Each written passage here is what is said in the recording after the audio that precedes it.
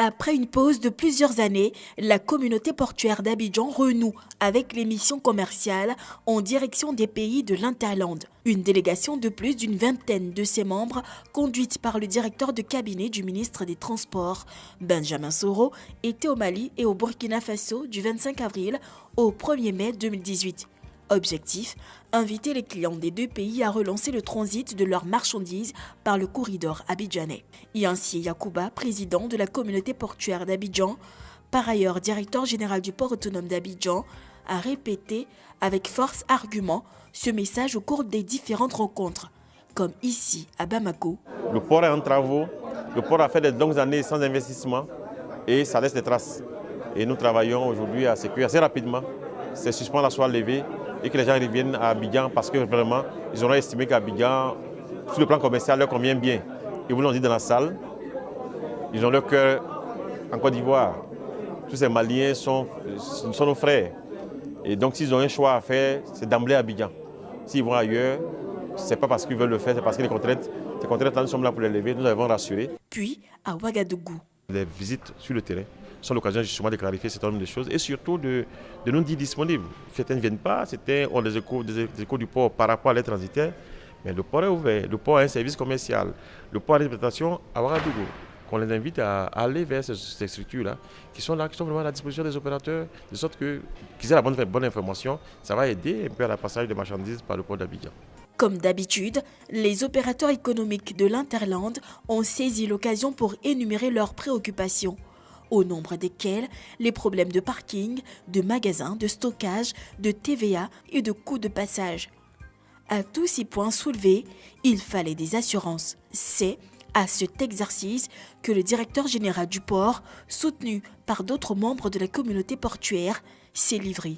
Après la présentation de tous les travaux qui s'y font et qui tendent donc à l'amélioration des opérations au niveau de cette infrastructure portuaire, dire aux opérateurs économiques du Mali et du Burkina que désormais le port autonome d'Abidjan est là, il est prêt, il a de nouvelles offres. Il tend donc vers l'amélioration de ces prestations.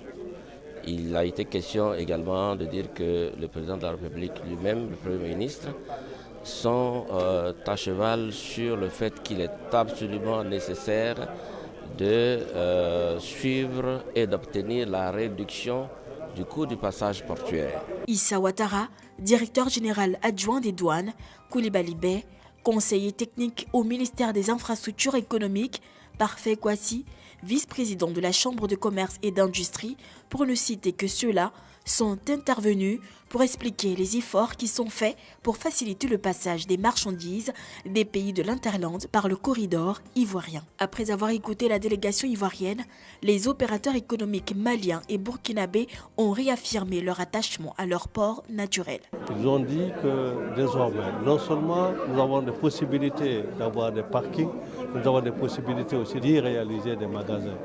Et aussi que la fluidité, l'ensemble des problèmes que nous avons posés, notamment les camions en route, notamment les surestaries, toutes ces questions-là, on nous a donné des réponses totalement satisfaisantes.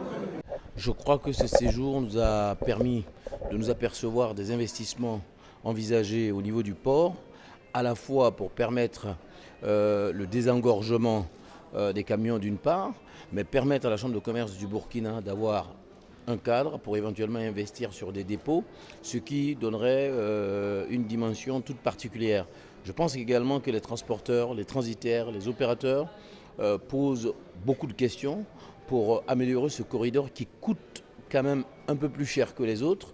Et nous sommes ensemble avec le port autonome d'Abidjan en train de chercher les voies et moyens pour être à peu près au même niveau, car effectivement, les Burkinabés sont attachés au port d'Abidjan. Au cours de ce voyage, le directeur général du port autonome d'Abidjan a eu des rencontres informelles avec de nombreux opérateurs économiques des deux pays. À Ouagadougou, la délégation a bénéficié du soutien du chef de la mission diplomatique ivoirienne, l'ambassadeur Kapiletien Soro.